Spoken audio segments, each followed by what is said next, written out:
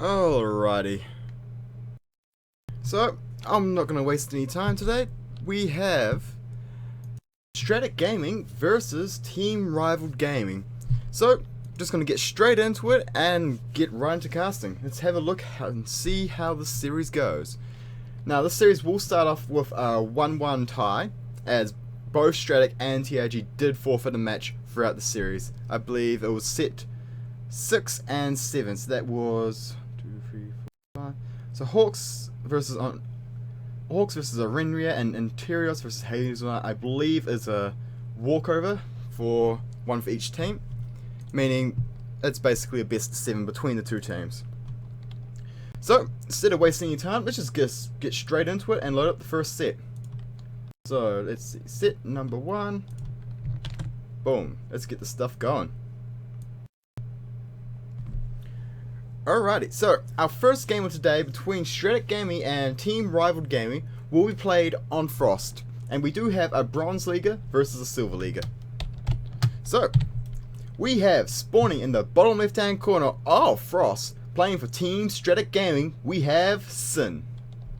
And his opponent today, spawning in the bottom right hand corner, playing for Team Rivaled Gaming, we have Taladan. Saw an extra A in there. And to start things off, we will have a PvP, a mirror matchup. So, Frost and PvP, it's an interesting combination.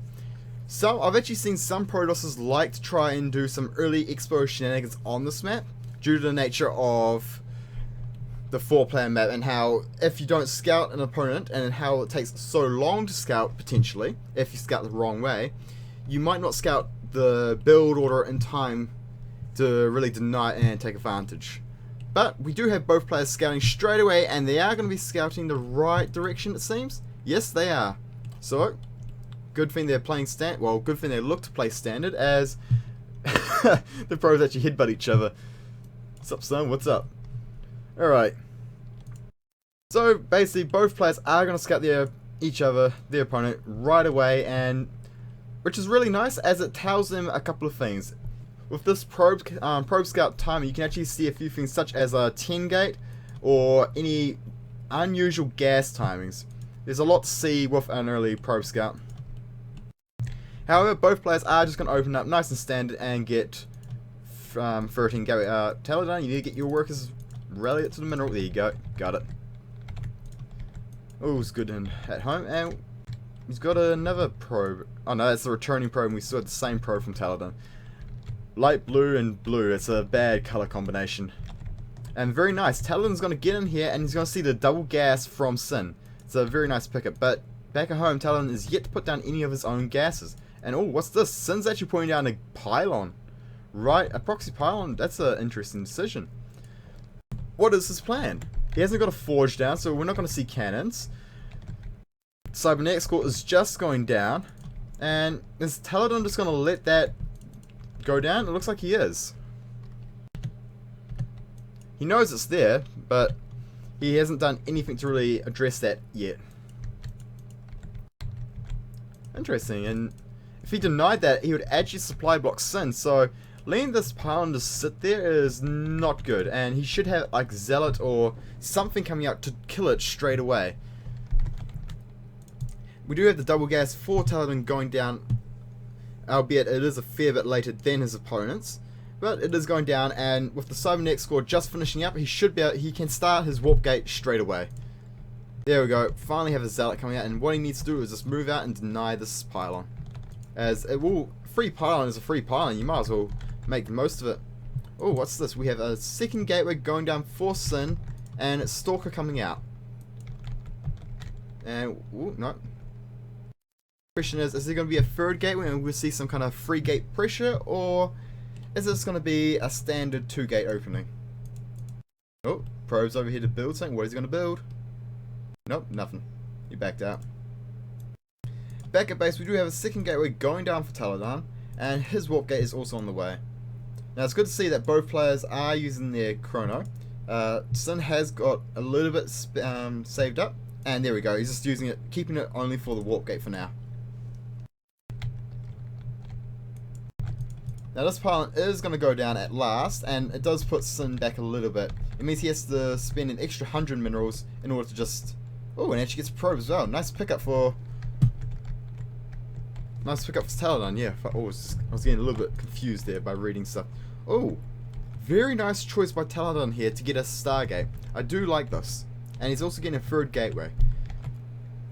Meanwhile, back at base, we have 2 more gateways going down for Sin, and he lost his proxy pylon, so this build is not too flash at the moment, as he can't just warp in stalkers all the way at his opponent's base. Now, we do have a Martial Core out for Sin, but nothing out for Taladon in regards to that yet. He really does need to get that Martial Core out ASAP. Now, moving out with this force is not a good idea. Losing that stalker that early is just really painful for Taladon, and he really needs to pull back and sit back for a while. If he can sit back, defend, expand, and do some damage with this Oracle, he'll be in a beautiful position, but if he keeps trying to move forward and pressure, he's just going to fall flat and die. There we go, getting some more stalkers out, because he did see that was a little bit out for Sin, so he wants to make sure he's got a couple of his own stalkers out for defense. Now, I'd love to see, after this Oracle, for Taladon to build a Void Ray. That would be perfect. And, oh, there we go, he finally does have his Martial Core out, and he's got an Oracle out now. So with this Oracle, he can really focus on putting some pressure on and then expanding behind it. Oh, we have a Twilight Cancel down for Sin. Very interesting. He hasn't started researching Blink yet, and if he wants to do it, he'll do it right about now. There we go. Blink has been started, so very nice for Sin, as 4-gate Blink will be very strong, and he's actually got a pylon on the low ground here. But here comes the Oracle for Taladon, and this could do some huge amount of damage. If he can kill enough workers, he won't actually be able to afford the 4-gate production. So, oh, he's 5 or 6. He's getting a lot of kills. Taladon's doing so much damage here. This Oracle is taking out the whole entire mineral line. Holy... This is... I don't think I've ever seen an Oracle be... Did this Oracle just kill everything but one probe? Holy crap. But meanwhile, we do have pressure from Sin in the main base, and oh, the Martial Core nearly dies and doesn't get a cast Photon Overcharge. And Taladon has about the same army, but he actually has a larger army supply, so it looks like Sin's just going to fall flat on his face, as he just does not have enough army to even push. And with no workers back at home, once these stalkers are gone, he's going to have nothing left. He's down to 1 supply, the 1 probe, and Sin taps out. GG. Oh, that was a very quick series. Very quick indeed. So, we do have Sin going down, so that means TRG does take the first map, and we'll go up to a 2-1 lead. And this is including the walkers that have already been pre-decided. So we'll just have to see how the rest of the series plays out from here. That was an incredibly decisive win for Taladon, however. So, let's load up the next game. Set number 2. Where is it? There we go. Let's get to it. So, the next match will be... interesting. I thought it was the gold versus gold, but Manicat is a silver. He might have been a gold in the last season. Alright, so this time we are spawning on Ultrazine Stronghold, one of the biggest maps in the map pool. So, spawning in the bottom right hand corner, playing Protoss for the team Stratk, we have Equilibrium. And spawning in the top left hand corner, playing for Team Rivaled Gaming, we have Manicat, playing as Zerg. So we have a PvZ on Ultrazine Stronghold. Oh, that's a shame. That's unlucky for Manicat. It's not... Oh shit, my mouse ran away on me. It's unlucky for Manicat though, not winning a match yet. Hopefully he can win this one. Rooting for the underdog I am. So we'll just have to see how this goes. Not bad for Equilibrium as well. 3-3, that's not a bad record. Alright, so what do we have? We have Pylon down, and we have to see if it's going to be a 13 gate or if he's going to go for an early expand. And meanwhile, Manicat has got a pull first. Now, I find this to be a very interesting choice, as pull first on a big map was like Ultrazine 2 gases? Oh, no, he's going to be extract. Yeah, he's just extractor tricking. Never mind. I nearly got thrown off. But going pull first on Old Regime just doesn't seem worthwhile when you can go hatch first, and even you can even, if you want to play greedy and very risky, you can actually go double hatch before pull. But yeah, we'll just have to see how this goes. Ah, he's actually let this gas finish up as well. So actually, this is a really early pull. I actually missed that. It's a 10 pull, or even earlier. Very crazy for Manicat. So Manicat does have 1 Overlord scouting, and his drone is going to scout where his opponent is, so that is very important. Now that he knows where his opponent is, these lings can get some damage done. However, his opponent, oh, he's not going to scout. He's going to see the base, and he's going to run away. That is very unlucky for Equilibrium. If he just went around the back, he would see the spawning pool, and he would be able to react back at home for the incoming cheese. But meanwhile, he's just not going to see it coming. Back at base, we do have a second pylon going down, so he can wall this off very easily. And we do that. We have the forge going down with the in-base expo being taken. Now, unless he blocks this off, I do think these lings from Manicat will get a significant amount of damage done. As back in base, is he cancelled? That's never a good sign. But he has got a queen on the way, and once the queen comes out, he can really get some really nice production underway. I wonder if Manicat knows that cancelling a Morphian egg actually gets rid of the lava. And oh, he needs to go up now.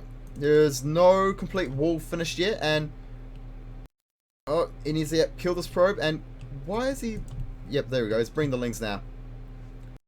There we go. He needs to run the lings up and just really focus on getting some damage on the probes.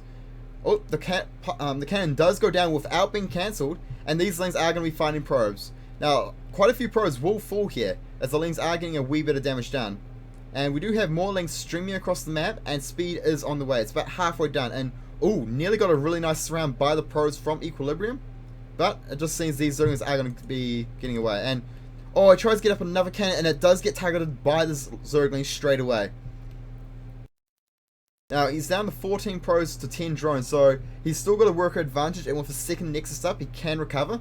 But if he doesn't hold off this ling aggression, he might just fall flat now. With 12 more lings on the way and Zerg speed about to finish, he's going to be in a lot of trouble. Manicat is putting a lot of pressure on, and if he keeps it up, he might be able to win. Now, the pylon is going to block this off, but with the second pylon falling straight away, it just means these Zerglings can run in, and with speed up, they are going to run rampant in the Protoss space. Looks like Equilibrium taps out, and Manicat actually takes his first match of the week. Congratulations to Manicat for taking his first win and making it in the very last week of the Trovo Team League. So very close for Manicat there. So Team Rival Gaming goes up to a 3-1 advantage over Stratk Gaming, and we'll just have to see if Stratk can reel it back, or are they going to fall flat. So we've had very, very quick games so far. Extremely quick. Rapid fire. Alright, so let's just get straight into it.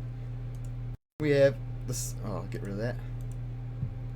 Now, we do have gold versus gold. So it looks like that last game was the silver versus silver. And now we do have the beginning of our gold matches. So, spawning in the top left-hand side of Habitation Station, playing for Team Rival Gaming, we have Hawkeye as a Zerg. And then, spawning in the top right-hand corner, playing for Team Stratk, we have Entai as Terran. So this time we have a TVZ. TVZ on Habitation Station. Now straight away we've seen that Entai isn't going to do any silly shenanigans and do a lift off to the gold here and really try and abuse this. So it looks like we're going to be seeing somewhat standard play from both of these players. There we go, supply depot will be going just about now. There we go, he queued up too many SCVs back at CC, so I had to cancel them so I could actually afford a supply depot. My opinion is, when it comes to macro wise, oh actually, no, it's just scouting the main. When it comes to macro with Terran, my opinion is you should never be back queuing up more than 2 units out of 5 out of the production. Doing that is just, it's not really, what's the word I'm looking for, efficient. instead of having those minerals sitting so far back in the production queue, you should be building more production and more upgrades and spending it elsewhere. But looks like Entei is doing what I recommend, only having 2 in queue at all times. If you're a pro, you know the production cycles, and you can actually afford to cut it down all the way to just 1 and just have it so you remember to build units as you need it. And the drone is actually getting a bit of blocking done.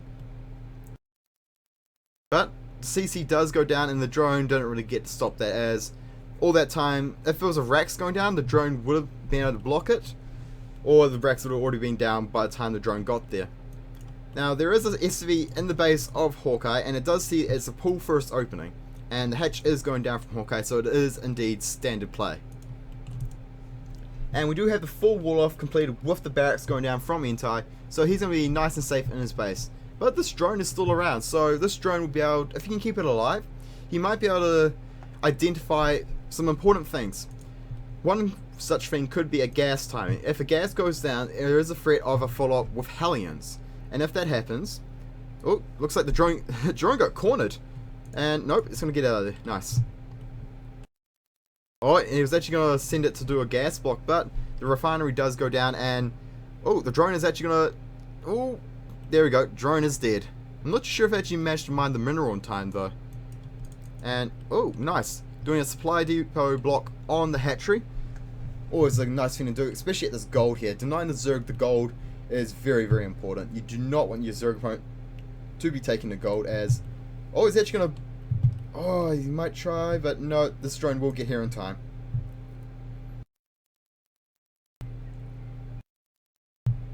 Now he hasn't started his orbital command back at base. There we go. Just a little bit slow on the orbital command, but he does get started on time, which is nice. And there we go. Got marine production underway, and this second CC is going to be upgraded to an orbital very shortly. And there should be a bunker coming down. There we go. Read his mind. Bunker coming down. So looks like Entei will have a nice safe opening here from, as once the marines get in the bunker and the bunker is complete, it's going to be hard for Hawkeye to really do any kind of aggression up here beyond Roach or Banelings. Zerglings alone will just not be very effective. Now we do have the factory going down for Entei now as well, and there we go, some Zerglings trying to run up, but the Marines will push them back, and the bunker is about to finish. Back at base for our Zerg player, we do have gas still being mined. Speed has finished, I believe. No. Should be starting up very shortly then. Yep, so once we hit 100 minerals, I expect speed to be started. If, or maybe not. Maybe looks like he's actually focusing on his droning up. And yeah, it looks like he's actually focusing on just pumping out as many drones as possible. And since he did recognize the CC first opening, speed is not crucial for his opening, as he doesn't have to deal with the Reapers, and Hellions won't be hitting super early. However, there is a reactor going down on the barracks, and the factory is going to take its place. So Hellions are going to be hitting the field very shortly, and the lack of speed for Hawkeye is really going to be a detrimental thing for him. Speed has started, and with 100 extra gas, we could see a lair start very shortly as well for a Zerg player. We'll just have to see how this pans out.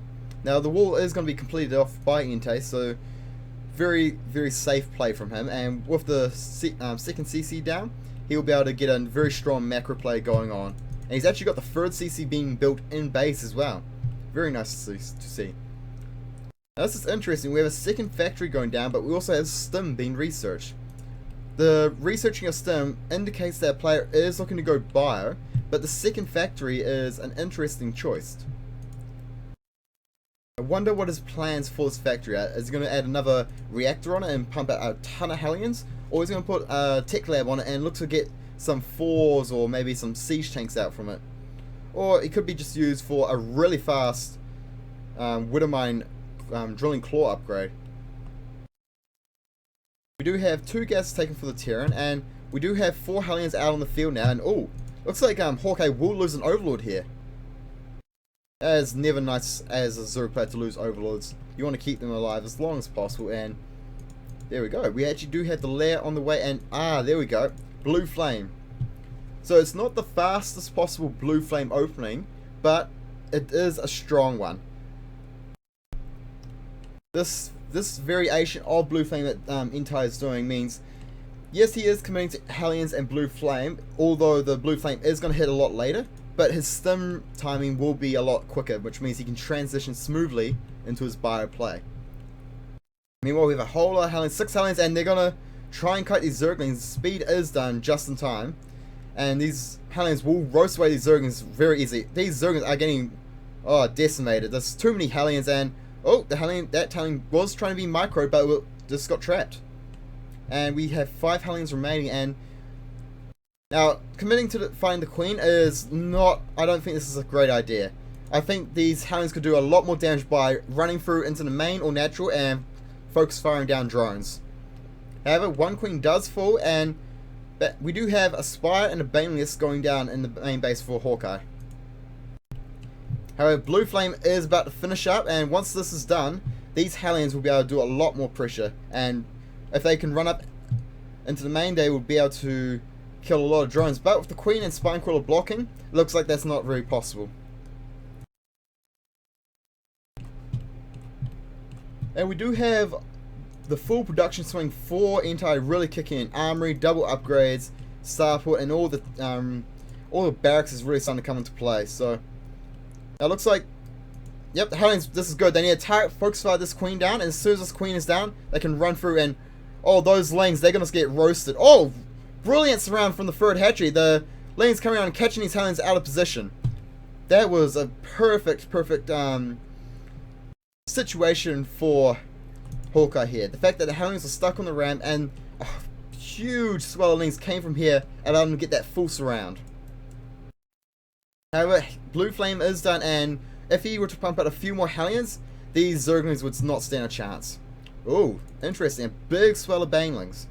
Now, there is a bunker with 2 Marauders and a 3rd Marauder up, and looks like 5 Hellions are out on the field.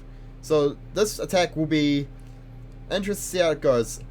Terran player, if he brings his Marines back and sits them at the back here and uses the Hellions, pushing forward the Hellions to kite the units, he would be able to hold. But here we go.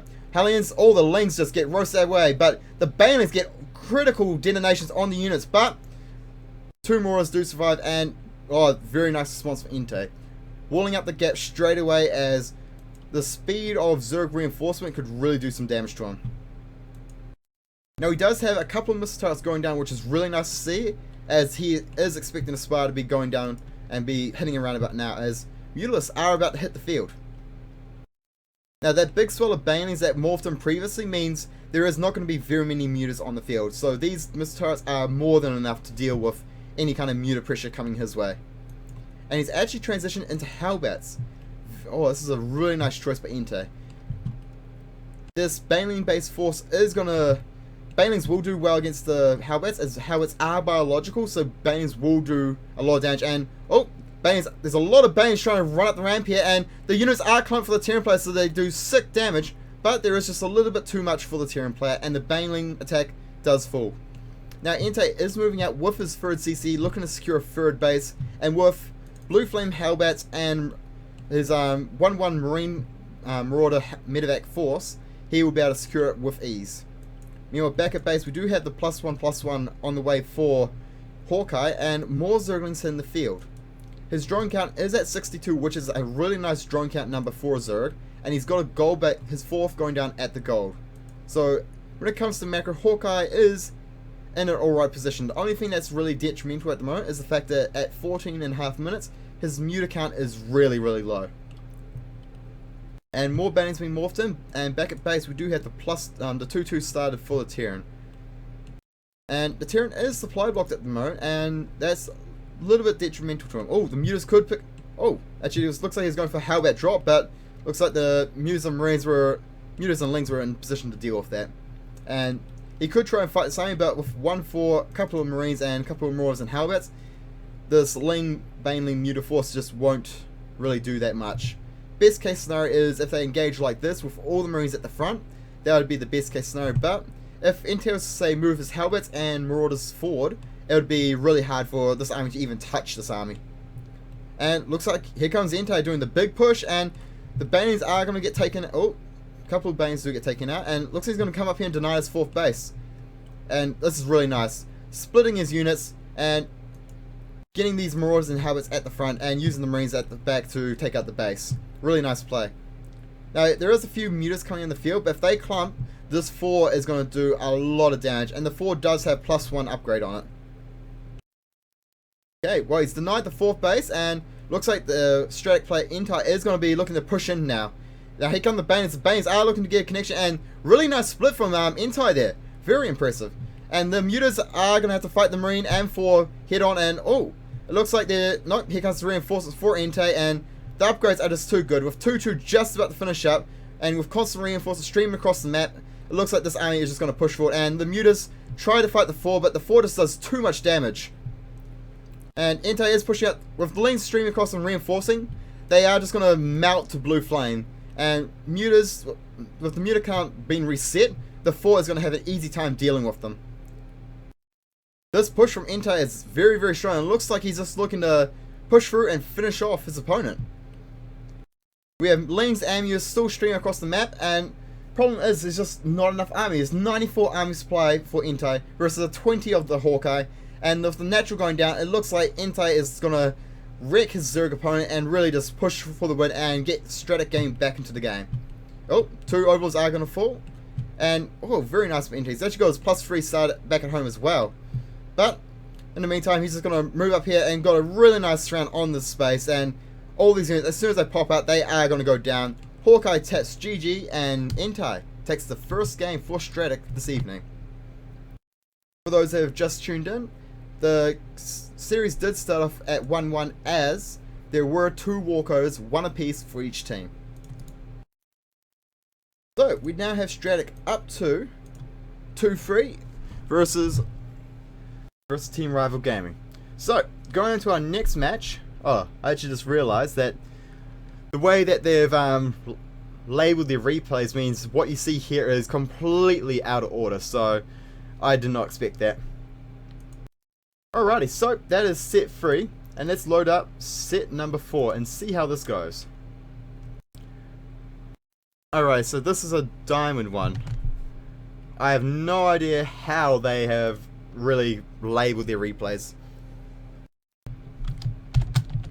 Alrighty, so we have spawning in the top left hand corner, playing for Team Rival Gaming, we have MD Knights.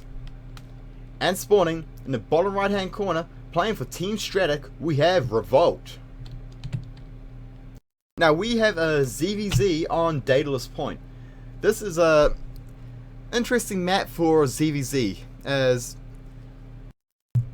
the spread between this hatchery and the main base, the amount of distance that you can't cover with creep, and this huge ramp here makes speedling plays very, very effective, as it's very hard to control the area in your base and really force the enemy lings to detonate on your banelings. And there's a lot of area where it won't be covered by creep, meaning banelings will be moving very slowly between the 2 bases, meaning if lings can run by into the main, they actually have a fair bit of time to get a few drone kills before banelings can roll from the natural up to the main to kind of save the day. So meanwhile, we have both players is playing at no early pulls from either player, so neither player is looking to do some sneaky cheese and try and edge out a win. So it looks like we're going to have something standard coming today. Now the question is, will they open up with hatch first or pull first? And keeping in mind with my comment earlier regards to the speedling, the strength of the speedling plays on this map. And looks like both players are going to open up with spawning pulls. And we do have a gas going down for MD Knights, whereas there isn't quite a gas going down for Revolt just yet. It looks like Revolt will be looking to follow this up with a hatchery very shortly. There we go. Drone heading down towards the natural, and this drone will be morphed into a hatchery, and looks like Revolt is looking to play a more macro based game. Meanwhile, back at base for MD Knights, he is going to be taking his own hatchery right about now, but his earlier gas means he will be able to get a really fast speed in comparison to his opponent.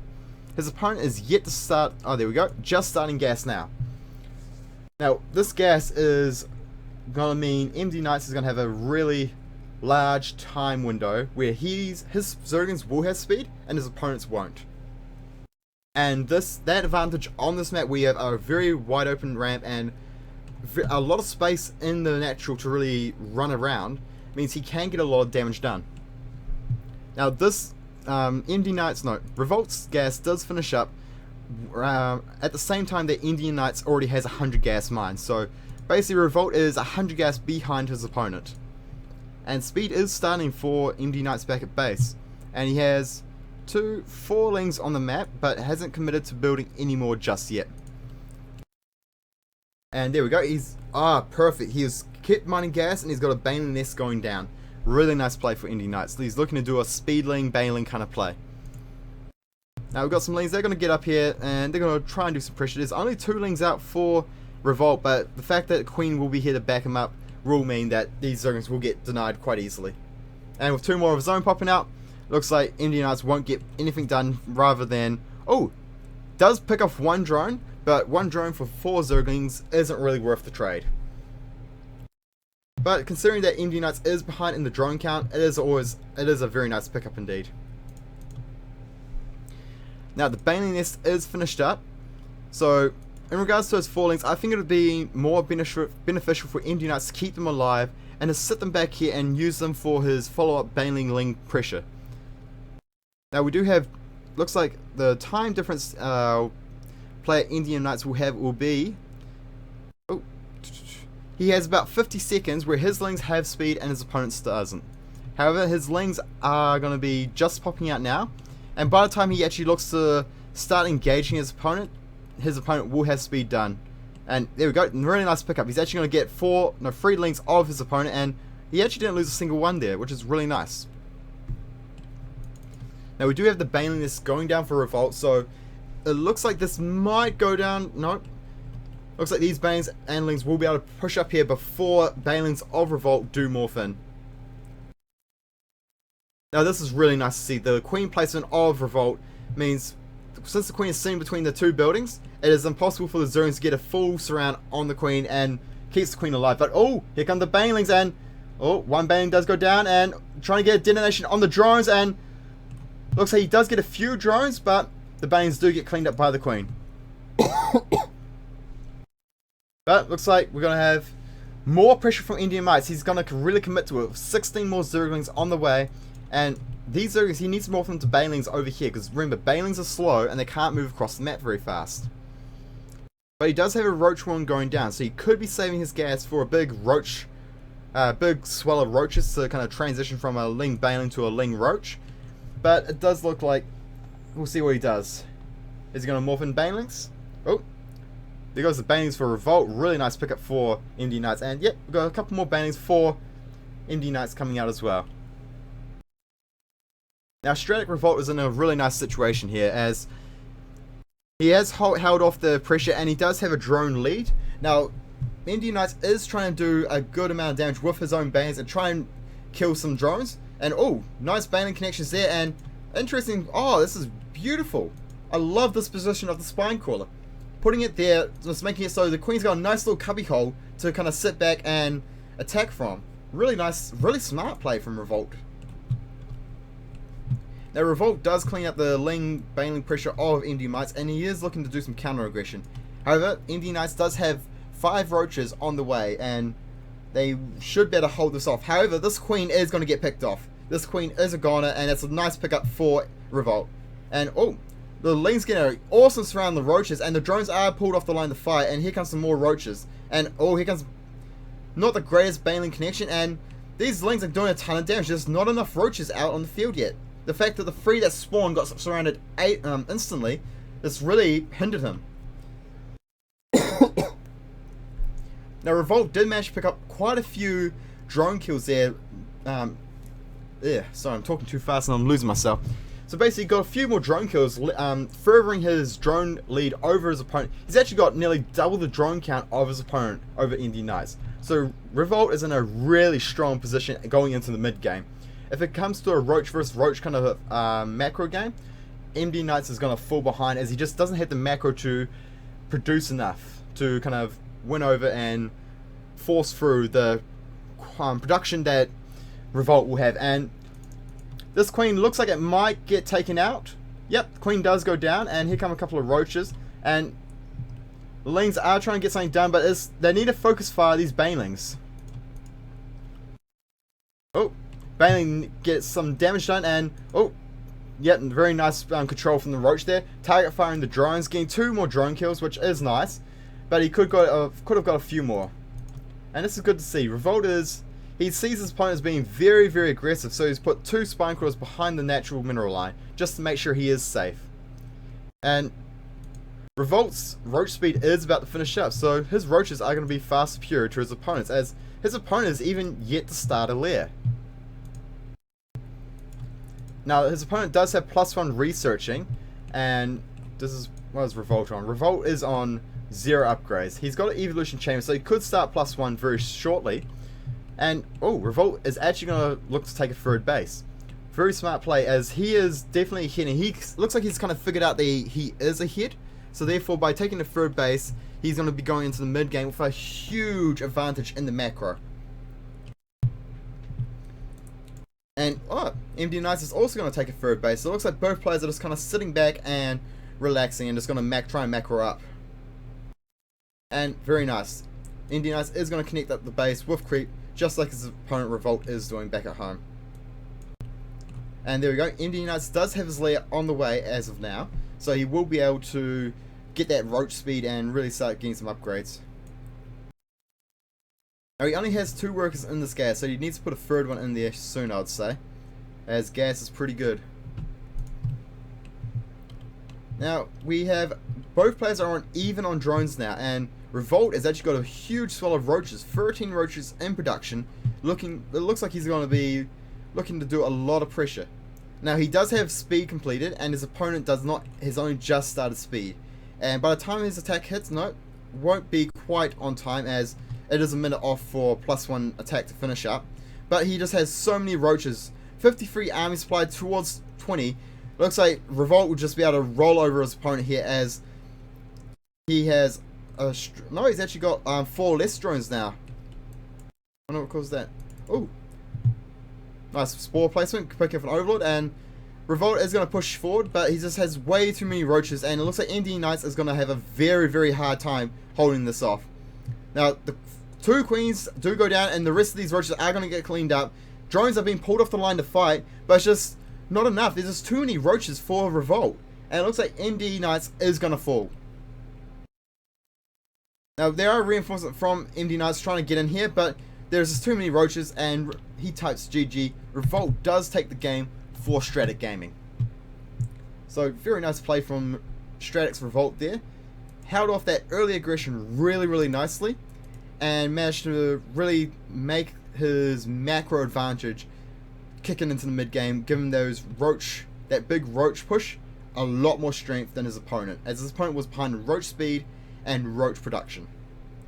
So the series is now tied up to 3-all for Stratk and Team Unrilvaled Gaming, and I believe we have 2 walkovers, so that means we have, oh no, that's including the 2 walkovers, sorry. So we have 3 more games left to go, one of them being the ace match. So let's see, where is set 5? Set 5 and 6 were the walkovers, so we go into set 7. Alrighty, so going into set 7, which is going to be another diamond match between our players today. It looks like both these teams had to field a custom lineup. Alrighty, so we have spawning in the top left hand corner of Polar Knight, playing for Team Stratk. We have Anoteros. Man, I'm sure that's not English because it sounds like Spanish. Alrighty, and then spawning in the bottom side of Polar Knight, playing for Team Unrilvaled Gaming, we have Hazelnut. And it looks like we have another ZVZ on our hands here. And once again, it's on a 2-player map. So, question is, what are we going to see from our 2 players today? Are we going to see some early cheese shenanigans, which I doubt since both players have an overlord building, or are we going to see a macro play? So, we have nothing really important to mention, other than the unique thing about Polar Knight is this back base. This rocks and these rocks allow a player to take a really, really safe, secure base, but it takes a lot of time to break down these rocks and break down these rocks. They both have 2,000 health and 3 armor each. So, okay, I just got told that this was the platinum match, but both players were promoted. Alrighty, I understand now. But yes, the fact that these rocks have 2,000 health and 3 armor means using lings to break it down takes a really long time. So it's really hard to take a really fast through it at the back here, especially as a Zerg player. Using roaches, you can burst it down pretty quickly, but even then it still takes a little while. Now it looks like both players are opting to go for a spawning pool first build.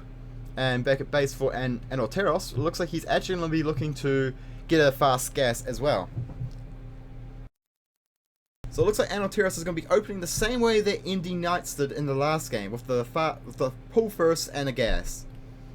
And there we go. He's going in for the hatchery and hatchery for Hazelnut as well. So both players are going to be opening fairly standard in this ZVZ. Nothing funky so far. Now, like MD Knights in the last game, Alteros here is going to get a very significant gas lead over his opponent. His speed will be a lot earlier, and this will be coming into play if he tries to do any kind of speedling timings. Now Hazelnut does see this gas and will know that speedling will be available for his opponent a lot earlier. And back at base, Hazelnut is opting to not take a gas in response. Hazelnut is really looking to try and hold off any kind of speedling aggression with a gasless opening. It is possible, it's just a little bit difficult, it requires good control. Now, let's see. Alteros does, oh there we go, didn't start his speed as soon as he could, but he's still mining gas. So I'm expecting to see him put down a baneling nest down in a short while, when he looks to really want to put on the pressure. There we go, baneling nest going down. Now that wasn't too great, as you notice that the drone he used to build that was actually carrying minerals, and that's something you actually got to be careful with as Zerg. Sure, it's only 5 minerals, but every little bit can count. Everything just stacks up. It's the little things that can make a difference. So a little tip for Zerg players is make sure you pick, if you're going to build a building, use a drone that's just returned to the hatchery. So you pick, say, watch this, pick that drone and build, or pick this drone and then build. Don't use a drone that's doing the return with the minerals, and just try and mine as many as possible. Now we do have Hazelnut finally taking a gas back at base, and is actually going to take 3 gases. So it looks like Hazelnut is going to be looking to transition into a roach play. Now, looks like both players are fairly even on the drone count at the moment. They're just going to be basically trading back and forth between who has the drone lead as the production cycles come in and out. Now it looks like Alteros is going to be starting to pump out a whole lot of lings. He needs to start building those units so he can really start doing the aggression. Meanwhile, back at base, Hazelnut does have 3 gases mining, but hasn't got a roach run down yet. No speed, nothing yet. I wonder if Hazelnut will research speed or not. Doesn't look like Hazelnut's interested in getting speed anytime soon, it seems. And, oh nice, connecting at the base with creep. Very nice to see. I really like seeing Zerg players do that. Hazelnut is actually using their gas for a lair. And there's the roach one.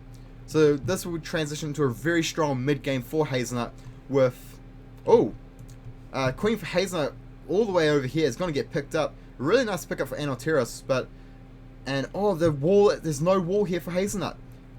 There we go, second Evo does go down, and oh no, the Queens were not in position, and the Lings run through. Here come the Banelings, some of them actually down in the Evo chamber, but all these Banelings are just going to run through and get into the middle line here and just wreck Hazelnut.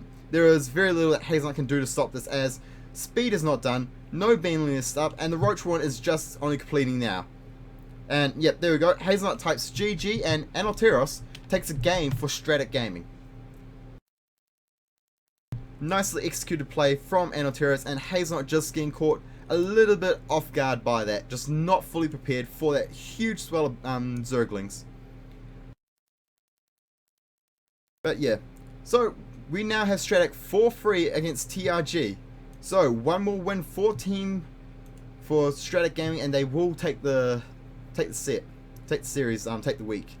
So let's load up set 8 of today. And we have the other platinum match of the series. So, and this one will be played on Heavy Rain. So, we have spawning in the bottom side of Heavy Rain, playing for Team Unrilvaled Gaming, we're Witowski. And spawning in the top right side of Heavy Rain, playing for Team Stratk Gaming, we have Punish. So, we actually have our first TVP of the series. So, it'll be very interesting to see how this plays out at the platinum level. Now, what we need to look out for is, in the early stages of the game, what possible openings can we see? Protoss player has a plethora of openings that he can go for, and watching these gas times and the decision of when to take the expo is going to be crucial. So we'll just have to see how Witowski decides to play this out. However, for the Terran player, we're not going to see anything special. It's just going to be opening it with the racks, probably 12-12, get the Reaper out and try to expo and not die to what he scouts. So it won't be anything too fancy coming for our player, unless he looks to really do something crazy. So we'll just have to wait and see. There we go, racks going down and should be having a gas. There we go. Looks like he's going to be taking a 12 gas. Yep, 12 gas. So with this 12 gas, 12 racks, he'll be looking to get a fast Reaper out and look to get a good scout off. Now on Heavy Rain, with all this open area to jump up and down into the main base, means this Reaper is pretty much guaranteed a scout. So it's very, very nice. And there we go, double gas going down for Witowski. The decision to take a double gas indicates that our Protoss player is looking to do some kind of tech base opening. So we could see a Stargate, we could see a Twilight, we could even see a Robo. It could be any of the following. And he's actually going to put 2 workers in gas. Now, seeing the 2 workers in gas means he is going for a tech opening, but he's not going for the most gas intensive possible opening available. And he's really looking to try and keep as many workers on the minerals so he can get that earlier expo. If he decides to do expo, or to say chuck down extra gateways. We have a SV scouting about looking for proxy pylons. Really sneaky. God damn, I said this is the platinum match, and instead it's actually a gold match, but both players once again promoted. God damn, Blizzard, you're making me call all the leagues wrong. Now he's pulled off 2 workers off the gas, which is really nice, as he has enough gas to put down the reactor, and then he has all his SVs on minerals, meaning he can really afford to put down the CC and then try and put down additional barracks as quickly as possible. And this Reaper doing a lot of scouting. He's scouted all over the place, and what he's really looking at doing at the moment is looking for proxies. But however, it doesn't look like Witowski has any intention to proxy, so he's actually going to be going Twilight. And there we go, he has added the extra probe into the gas, as he does need it, as he looks to start spending the gas very shortly. Now this Reaper is going to get up into the base and should be able to scout the Twilight. The Stalker is going to poke away at the Reaper, and the Reaper actually doesn't get in the back of the mineral lines. Crazy. Alright, so the Reaper is going to back out and should actually try and get back up, because he really does need to see that this Twilight is up and Blink is on his way. This is very important to scout. Now this Stalker's pushing that Reaper all the way back. And back in base for Punish, we do have the reactor down, so we should have constant marine production. After he gets this second order command up, as you want those mules as much as possible. Come on, OC. Come on, OC, come out and play. There we go. And he has got 3 racks built as well, and Stalker gonna get pushed away. Now with the 3 racks, it's the correct opening for this kind of opening. Is very, very good at holding off Blink play, as it gives you that early production you need to be able to pump out Marauders, pump out Marines, and really try and hold off that Blink aggression. And Stim on the way, meaning as soon as that Stim's done, the Bioforce is going to be able to trade really, really well with a gateway based composition. However, back at base we have Blink just about to finish and a Nexus going down. Okay, very interesting.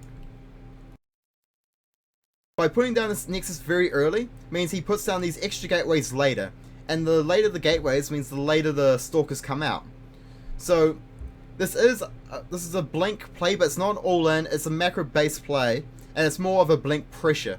But however, since he hasn't, oh, very nice by Punish. He's actually pushed out and denied the proxy pylon. But yes, oh, actually no, the motion of course should get away.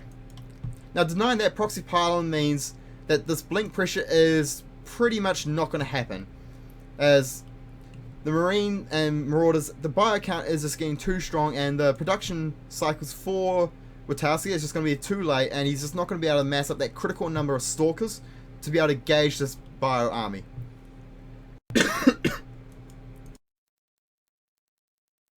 Now we do have the engineering going down back at home for Punish, which is really nice, as he can start looking to start up his upgrades.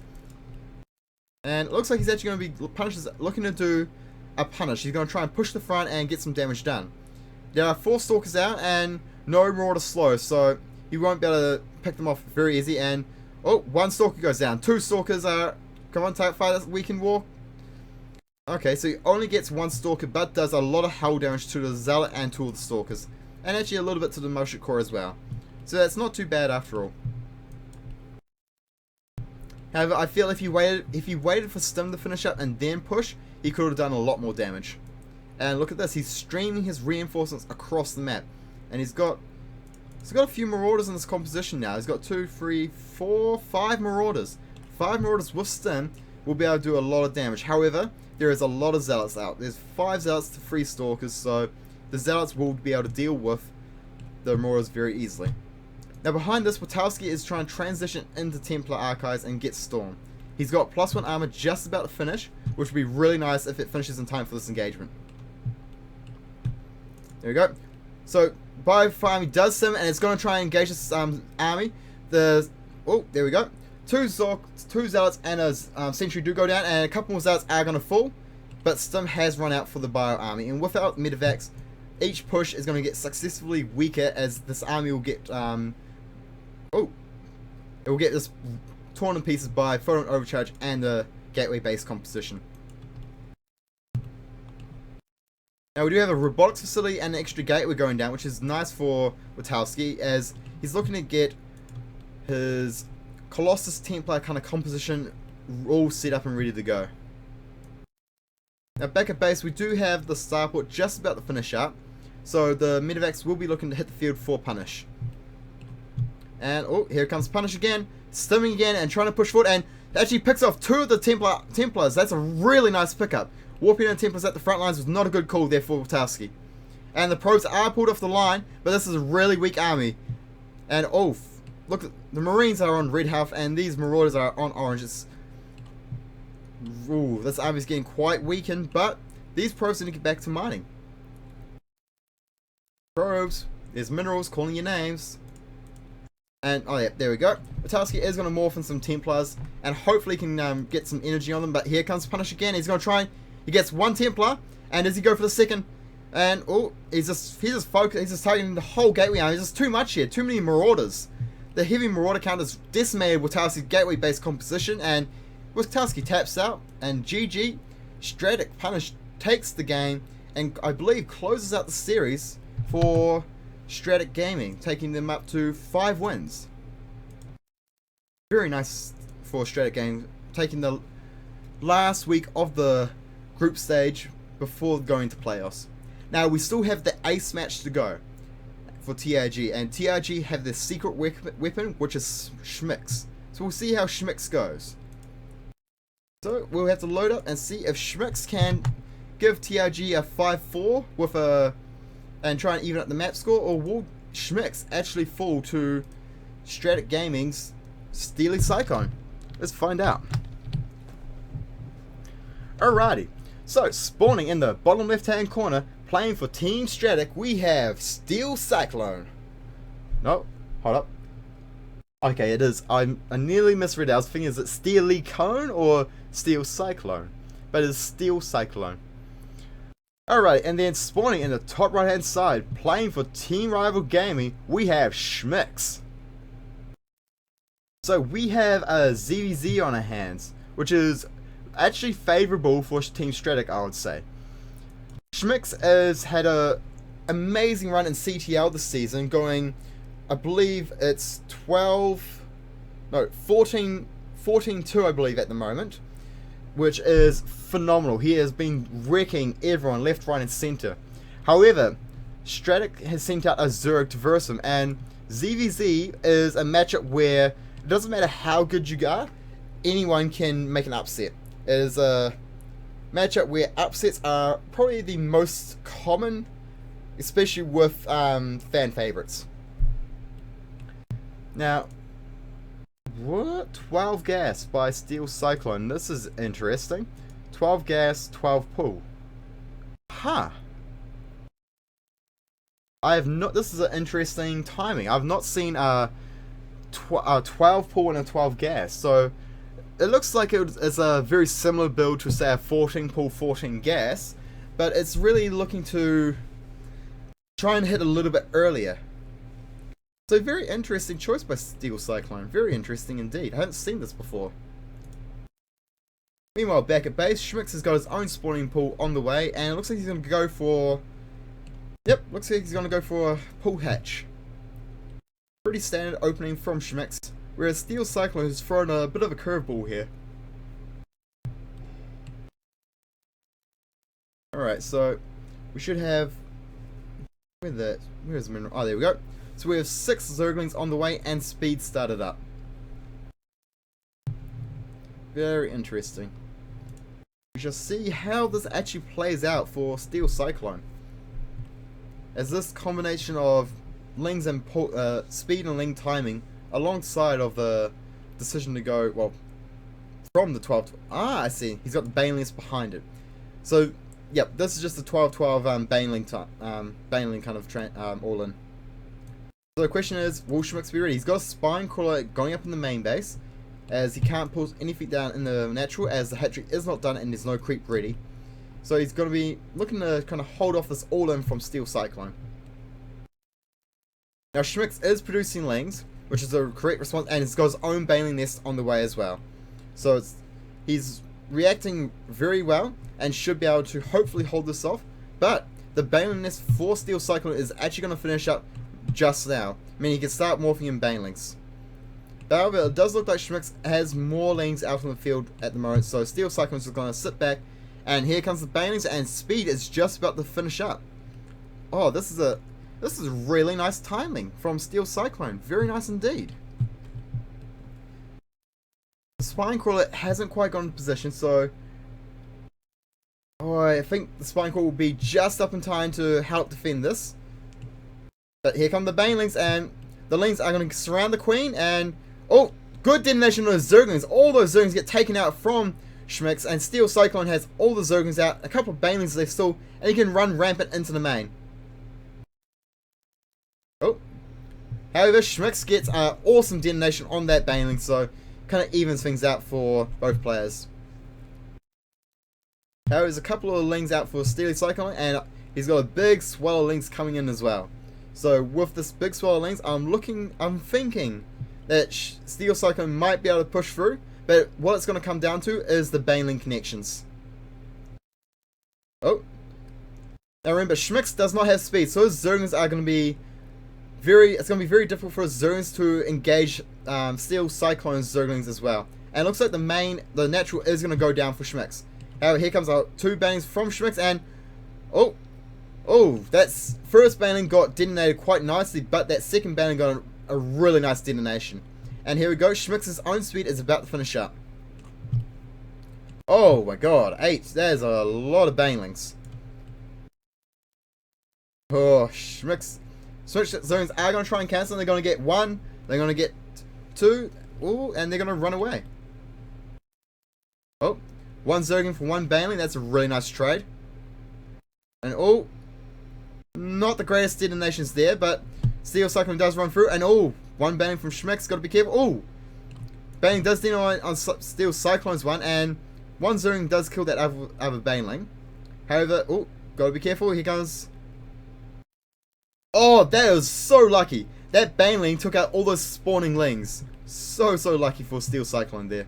And he does pick off that hatchery. Oh, Looks like Schmix is going to be pushing him back and looking to do a counterattack. But Steel Cyclone has a big wave of 14 lings pumping out right now.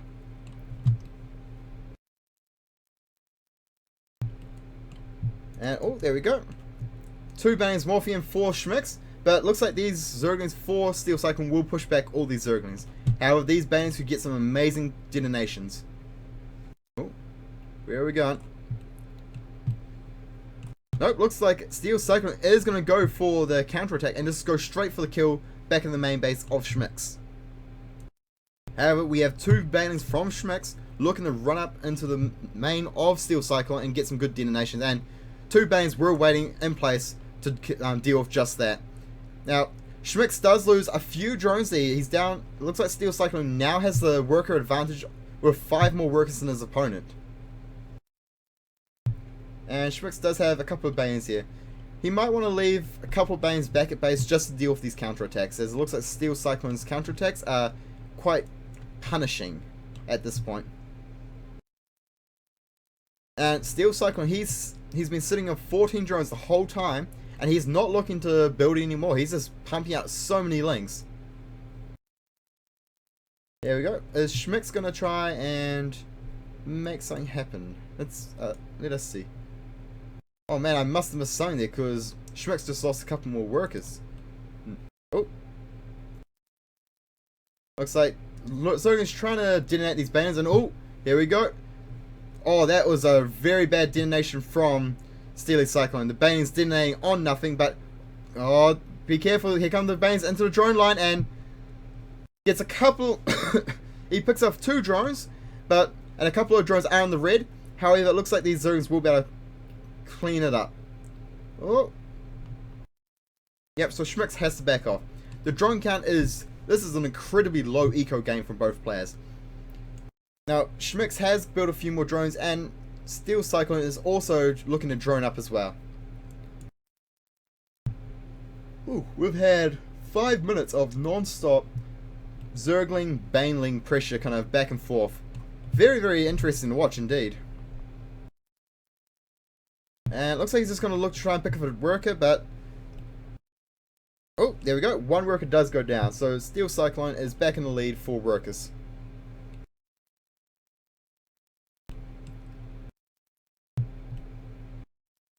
And the supply for both of these players is just so low. And oh, Steel Cyclone is actually going to try and take a base. However, it's going to be very difficult to hold. And here comes some lings. And the defensive Banelings morphed in for Steel Cyclone. Steel Cyclone, there we go. There's his lings. Once these lings come out, he should be able to defend these lings quite easily. Tried to pick off the Queen, but just not able to do so with these reinforcing lings.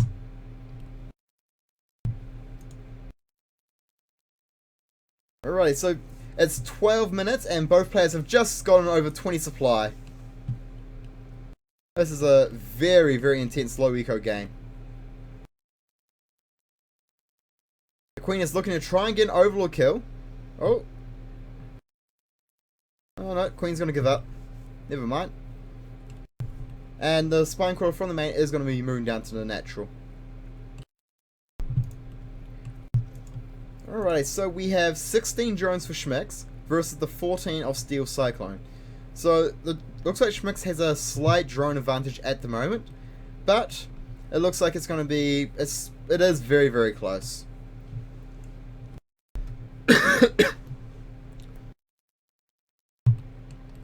Oh, let's see.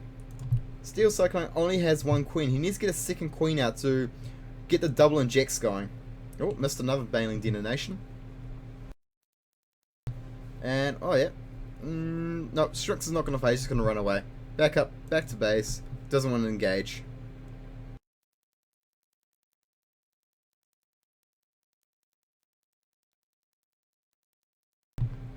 Yeah. So basically we just have a lot of back and forth between these 2 players going on. And let's say Steel Cyclone might, nope, he's going back up. Wasn't able to take, he did pick up a few Zerglings, but with reinforcing from Schmix, he had to back out. Now Steel Cyclone is droning up behind this and has got a drone advantage, and these Banelings of Schmix looks like they will all get taken out. Oh, very close, that one nearly finished up, but they all get taken out.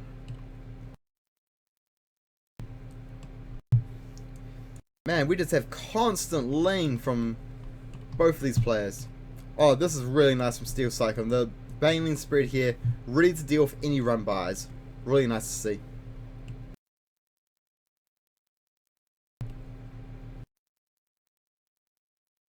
Oh, nice. The double queen block on the ramp, meaning Steel Cyclone won't be able to get up into the main and do anything. However, it is blocking Schmick's lanes. He needs to move the queen so the lanes can get out and deny the lanes of Steel Cyclone. Oh, very close. Baneling's rolling in for Schmicks, and they don't get too much done. There we go. Schmicks finally moves his queens, and it will save the natural hatchery. Alrighty. Oh. One Baneling for 3 Zerglings. Not the best, but I guess it could be. Oh, 1 for 1. Never a good trade. And it looks like Schmicks is going to try and he actually gets another. Really nice play from Schmicks there, just sending in 1 Zergling at a time, trying to pick off Banelings. And really nice transfuse by the Queen on Spinecrawler, keeping that Spinecrawler alive. Really nice from Steel Cyclone. Good defensive play. He's actually got the double Evo chamber going down as well, and he's restarted mining gas. Now, if you can get a +1 Carapace, it means the Bane and actually both players are looking to transition out now. Both players have started mining gas again, and have both put down evolution chambers and a Roach Warren. Actually, my mistake. It doesn't seem there's a Roach Warren down for Steel Cyclone, and actually, it looks like Schmicks is just going really hard on his tech right now. He's going to get his lair underway, and he's going to have Roach Warren and 1 up. Oh, that detonation. He got a ton of Zerglings there. But back at base, Steel Cyclone does have double upgrades underway, which will give him upgrade advantage as the game progresses, as it's going to be 2 upgrades to 1. Oh, another detonation. Oh, that was a good detonation over here, but that wasn't so good. And oh, another good detonation for Steel Cyclone. There are 2 spines back at base for Steel Cyclone. He's got a Baneling there. He's still got a pack of Banelings as well, so he should be able to hold this with ease.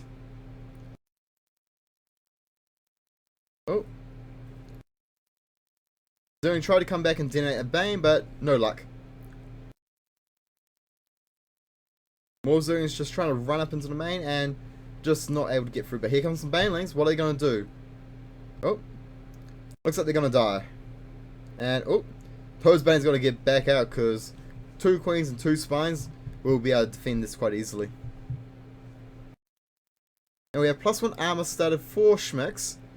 And both players are just also droning up at the same time. Their drone counts are starting to get up to the above 30 mark. And all got a few Zerglings there, but didn't quite get those Banelings. And there's a lot of Zerglings out here for Schmicks. And 2 Banelings for 4. Really nice trade by Steel Cyclone. And the extra Banes coming and cleaning up a ton of Zerglings of Schmicks.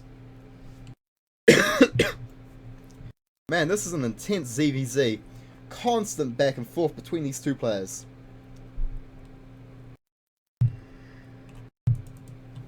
Here we go.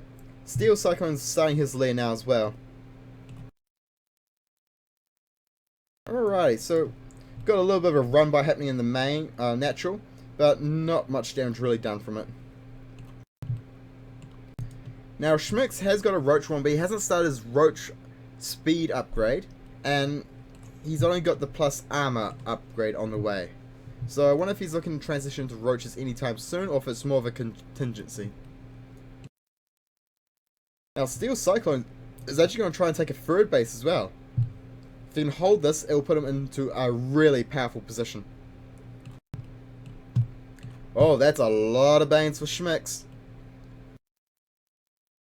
And no Zergling reinforcements coming. There we go, 6 Zerglings. Should be some more coming very shortly for Schmicks. Oh, detonating 2 Banelings on 1 Zergling. That's very good. But that's a lot of Banelings. Can Steel Cyclone hold this influx of Banelings? It's going to be close. And all the Banes look like they're going to run up into the main. Nope, they're going to go into the natural and oh, they're going to get a lot of damage done. Whew. Steel Cyclone went from over 40 drones down to 29. A lot of drones did fall there, however, that was a huge investment of gas by Schmicks.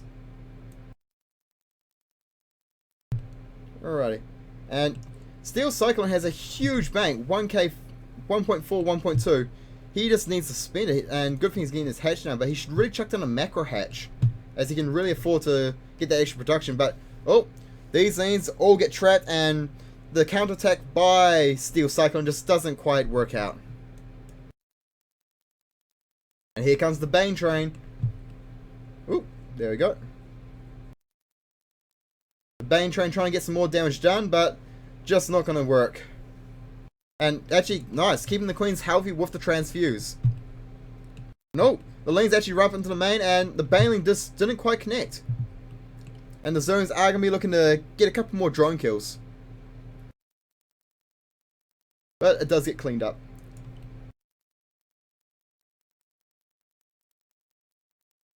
Now the third base is up for Steel Cyclone, so now he does have superior production.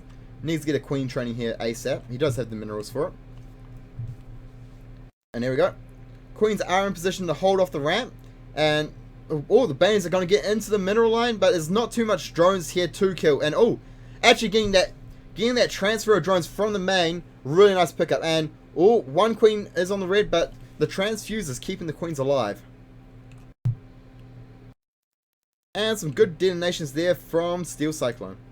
Looks like he's got some lane counterattack going on, but a couple of Banes morphed in and some Zerglings back at base with a whole lot more Zerglings about to pop. It's not really going to get much done. And Schmicks actually types GG. It didn't, from my perspective, it didn't look GG. He was still in the game. It was very even, but it seems that it looks like that Steel Cyclone just got enough of a lead and just traded well enough against Schmicks to eventually win in the game. So really well played by Steel Cyclone there. That was a crazy ZVZ we just saw. Alrighty, so that means Steel Cyclone is 1-up in this best of 3 ace match. If he can close out this last game, God, it was shown. Oh, that's right. Schmicks is also promoted to Masters, by the way. So congratulations to Schmicks for that. Alright, so we have a ZVZ on Frost. And we are spawning in the bottom left hand corner, playing for Team Rival Gaming, we have Schmicks. And then spawning in the bottom right hand corner, playing for Stratk Gaming, we have Steel Cyclone. Now the fact that Schmicks is also a Master Zerg just emphasizes how good Steel Cyclone's ZVZ is. He's taken one game from a Master Zerg and he's a diamond, so he's got some really nice ZVZ. And the question is, will he be able to close out the series? Now this is a big 4-player map, so the question is, what are these players going to do? Are we going to see Steel Cyclone try something a little bit cheesy, or are we going to see a more standard macro game going into the second match of this best of 3? Well, no pulls down just as of yet, so it looks like we will have both players playing relatively standard. Now the question is, will we see pull first or hatch first? That is the question indeed.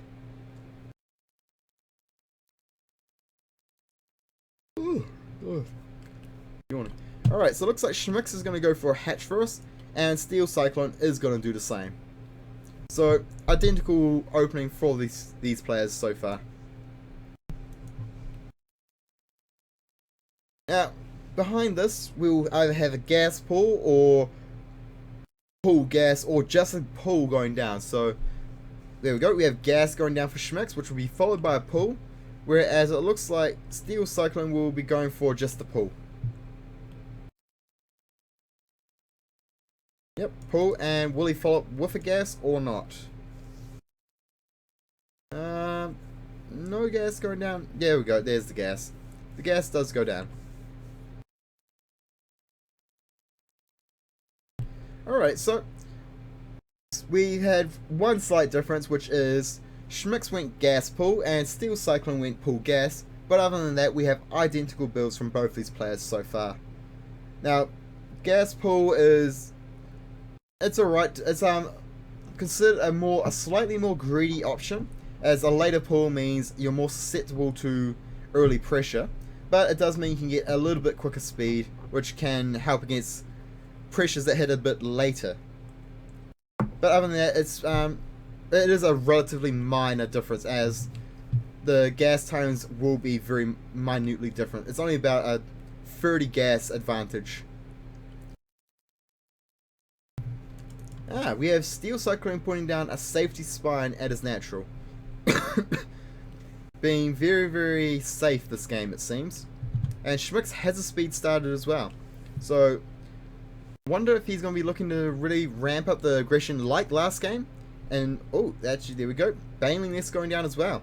So, the possibility of aggression is very, very real from Schmix. Meanwhile, Steel Cyclone... Sorry for the yawn, guys, but Steel Cyclone is yet to start a Baneling Nest or speed, and he has 180 gas.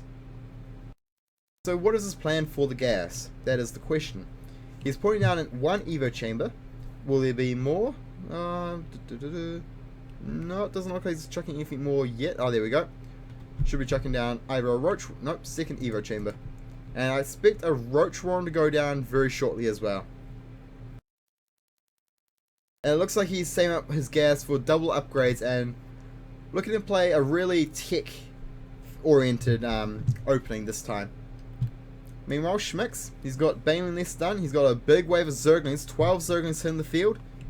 And looks like he's going to move across the map, and here he comes. But it's not quite a full wall off, but with the third Evo chamber coming down, it does create a full wall off. And the Queen plugs in the gap. And there we go. He sees the aggression coming, he's like, alright, I need to be ready. Chucks down 2 extra spine crawlers, and that's about it. He's got a couple of lings out, but not much more than that. And what are the Banelings going to detonate on? Are they going to try and bust through on the building, or... Nope, they're just going to sit back and wait for the Zerglings to do their work. Oh, the Evo chamber is so close to dying in it. Looks like Schmix just used one Baneling to try and get through, and... Oh!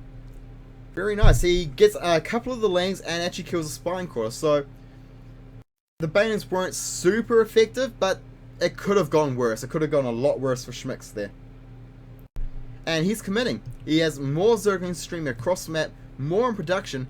He is really looking to go for the kill here, but we have the double upgrades on the way for Steel Cyclone. Now 3 Queens down here on the low ground and 3 spines with the free Evo wall. This is going to be very, very tough for Schmix to break. And a fourth spine actually going down as well. Keep in mind, both players are equal on the drone count. And, oh, back at base, we do have double Evo chamber down for Schmix, and he's got +1 Carapace on the way. I wonder if he's going to start... No, he hasn't got the gas for his melee or range yet as well.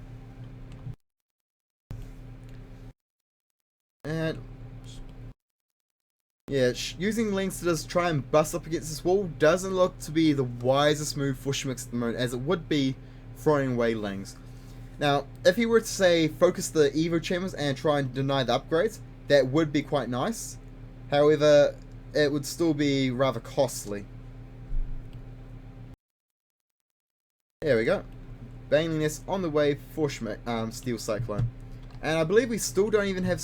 Oh no, we do have speed done. I missed that.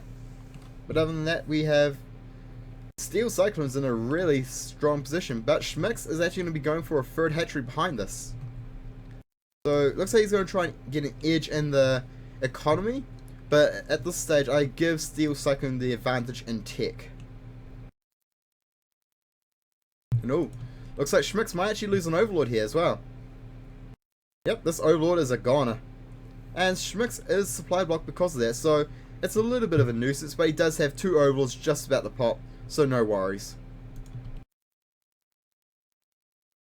Alrighty, now, back at base, what do we have? 1 extra gas taken, 2, 3, 4. So Schmix is going to go up to 4 gases, while our player Steel Cyclone is still mining off just the 1. And there we go, Steel Cyclone has got his lair underway now as well. Very nice choice. Now with +1, with 1-1 finish for his Zerg. Oh, Is that that's a small gap. Oh, very interesting. These are all his queens. He's got, oh no, he's got 6 queens out. One on that base, and one of these queens will just back up. Now back at base, Schmix has a lot of spore crawlers going down. It looks like he's blindly preparing to deal with Mutalisk. And, oh, here come, Lings are going to try and engage on the queens, but the queens have a lot of energy between them, so an engagement will not go in favor of Schmix. And he's actually going to lose another Overlord. Now, Steel Cyclone's been doing pretty well so far. His cost efficiency is half, well, if you're cost efficient, doesn't mean you're half it or double it. Well, basically, Steel Cyclone's only lost 600 resources compared to the 1200 of Schmix. But however, Schmix does have a third base and does have all the spores up. So, if Steel Cyclone was to go for Muta, he would be having a hard time getting anything done, as Schmix is covered. And yet, whichever spore crawl is going down for Steel Cyclone as well. We have Baneling Speed, we have +2 melee, we haven't got +2 armor researching as of yet, but it looks like Steel Cyclone is going to be looking to do a big aggression here. And, oh, his Lings actually, he's just going to go for the run by.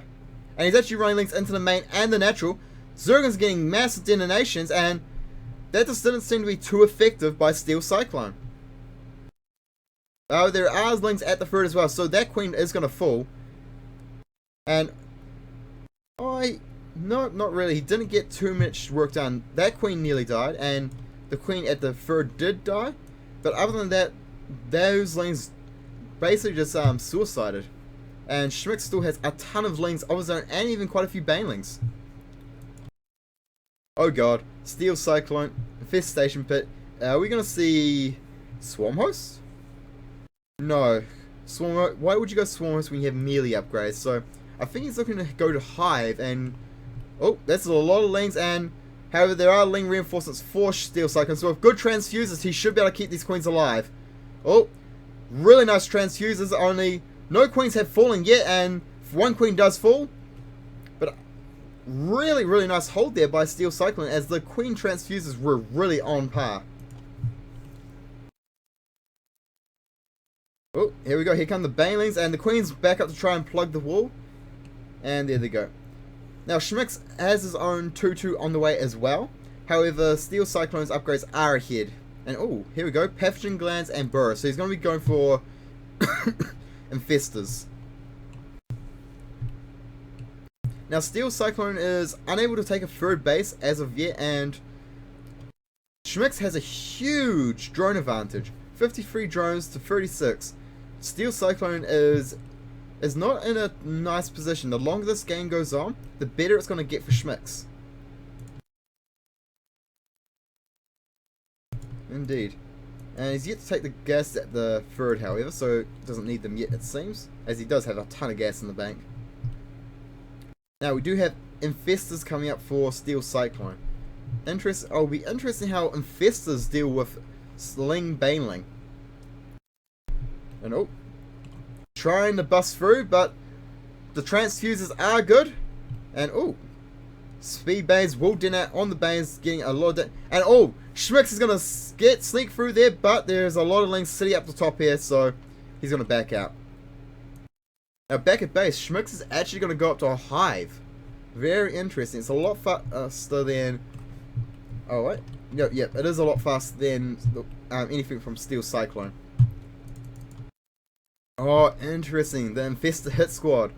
We shall see if the 4-Fester Hit Squad can get some nice harassment done. However, remember, there are spores at all the bases.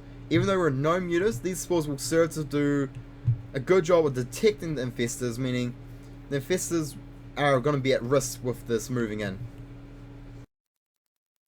Oh, there we go. Infestors go under the army of Schmix, and oh, a lot of Banes rolling in for Steel Cyclone, and the Banes have speed over Schmix, so then they can actually run down these Banes, and oh, really nice detonation on that big clump of Banes. And here we go, Ling run by into the main, and where are the Festers? There we go. Festers are going to be dropping down a whole lot of Infested Terrans, but the Queen is going to be taking them out. Lanes in main base do get cleaned up after getting quite a few worker kills as well, actually. Plus the workers dying at the third. It looks like Steel Cyclone is getting some really nice harass done here. And, oh, looks like he's actually going to go and pick off the third base as well. Oh, yep, the third just falls in time. And really nice pickup for Steel Cyclone. However, there is a fourth base, which is now the third. For Schmick's going up at the top here. And Steel Cyclone is yet to take a third. Now, Schmick's has an Ultra Cavern on the way. And is actually taking the upgrade advantage lead. Since he had the much earlier hive, he's able to start his 3-3 a lot sooner than his opponent. So even though Steel Cyclone maintained upgrade advantage throughout the majority of the game, he has now lost it, as both players are now even, but Schmix has started his own upgrades a lot earlier. Now we have Infestor Ling Baneling versus Ling Baneling Ultra. This is a very, very crazy kind of ZVZ. I have never seen a ZVZ like this one before. And whoa, a lot of spine crawlers going down back at base for Steel Cyclone. And oh, more Infestors moving out. And oh, big transfer. What if he notices this big transfer? And yes, he does. Oh, these Infestors are gonna send a whole lot of Infested Terran, and hopefully they will get a lot of damage done for Steel Cyclone. We'll see how this goes. There we go. They're hatching, and here comes the damage. All the drones are going to get picked off by this, and it looks like it's actually a good chance that this third base might actually fall as well. Meanwhile, a big Ling run by into the main area of the Schmicks, but these Ultras are going to eat them. Those Lings, no chance. And, oh, an Ultra does spawn up here, and the third, oh, just about gets taken out, but not quite. How the Infestors are still in that, and we have 3 more down here. And oh, here comes Schmix. He's going to be looking to push through, but oh, we got a lot of spine crawlers back at base here. And with the Queens with the transfuses, they should be able to keep the wall alive, unless Schmix decides to just bust open wide for the Banelings. Man, the 7 range of the spine crawlers always seems to be more. And oh, actually a sneaky little Zergling run by Steel Cyclone here will actually pick up a lot of the drones of Schmix. And oh, he's actually oh, Schmix is actually going to be pulling back to deal with this, as there's Zerglings there's Infested Terran in the natural, Zerglings in the third, and it looks like the Infestors are going to come down and deny the fourth as well. The multitasking of Steel Cyclone here is just phenomenal, and his multi-pronged aggression is really, really giving Schmix a really hard time. Now the fourth base is going to fall. Oh, nope, he's focusing down the drones, which is it's a good pickup. But the fourth base does fall. The third base is down for Schmix, and oh my god, this is just a crazy ZVZ. The 22 minutes and Steel Cyclone is still 2 basing. What is this craziness? However, since he's been relying on using his Infestors, Steel Cyclone has actually built a really nice bank. However, Schmix does have 3-3 finished, and he actually has Kindness playing on the Ultras. So these Ultras are incredibly tanky, and oh, it's just, I don't know, just look at this turtle style from are you mining? A little. Interesting. Now, oh, Schmix actually can't afford to build an extra base. And Steel Cyclone is not lying, he has a lot of bank. Man, this play from Steel Cyclone using these Infestors to just the Infestors and these Ling run-bys, it's just phenomenal. It's like awesome play from Steel Cyclone. There we go. It looks like Steel Cyclone is going to transition to his Ultras of his own. He's got Kindness playing on the way, but he hasn't started his 3-3 yet. Schmix is actually down to 13 drones. He is losing so much, and he has to mine from either his natural or there's a couple minerals in his main as well. My god, out of all the ZVZs I've seen, this one is just crazy. Just look at all these spines, that turtle power of Steel Cyclone. Oh, burrow those infestors, you don't want to lose them. Alright, we have 8 Ultralisks popping out for Steel Cyclone, and there we go. Schmix is going to transition into Swarm Host. That is a very smart choice. As actually, quick question, how the hell are these Ultras going to get out of here? I don't think they can fit. Oh. That's how he's going to get out. Yep, the Ultras now can escape the base of Schmix. Now we have three Ultras versus 2 Ultras, and the Ultras, however, do have the advantage of Queen Transfuses and the Spine Crawlers, and oh, the Transfuses are going down, and Steel Cyclone is taking a pretty good engagement here. Whoa, Steel Cyclone, that engagement, he cleaned up all those Ultras. And Schmix is tapping out GG. My god, Steel Cyclone. Just my god, I just can't get over that. That is the craziest style of ZVZ I've seen out of anyone to date. So, we have Stratk Gaming going 6-3 against Team Rival Gaming, and I'm completely blown away by that ZVZ from Steely Cyclone.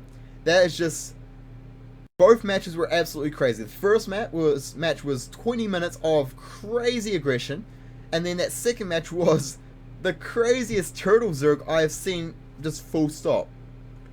But yeah, thank you all for tuning into that cast. I will be uploading this cast onto YouTube sometime tonight, and I'll link my YouTube channel in the description, in the Twitch chat, so you guys can follow it up later, and hopefully you guys enjoy it. So, oh wait, no, I need to go into my channel.